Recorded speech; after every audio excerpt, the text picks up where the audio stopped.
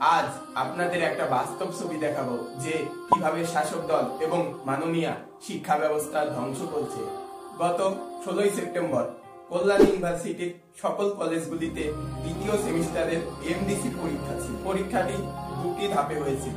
প্রথমটা 11টা থেকে 12:30 আর দ্বিতীয়টা 2টো থেকে 3:30 পর্যন্ত। এক একটা কলেজে এক এক সময় প্রশ্ন আউট হয়েছে।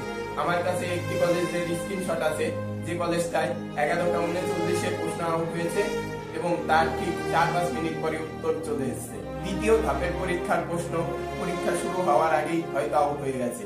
আমার কাছে যে স্ক্রিনশটটা আছে সেটাই দেখা যাচ্ছে যে দুটোই পরীক্ষা শুরু আর দুটোর সময়ই প্রশ্ন আউট হয়ে গেছে। এইভাবে শিক্ষা ব্যবস্থাটা ধ্বংস হচ্ছে পশ্চিমবঙ্গে, আর এর জন্য দায়ী শাসক দল এবং মাননীয় নিজে। আর হ্যাঁ, ভিডিওটা সকলের কাছে পৌঁছে দেবেন যাতে তারা জানতে পারে যে কিভাবে শিক্ষা ব্যবস্থা ধ্বংস হচ্ছে।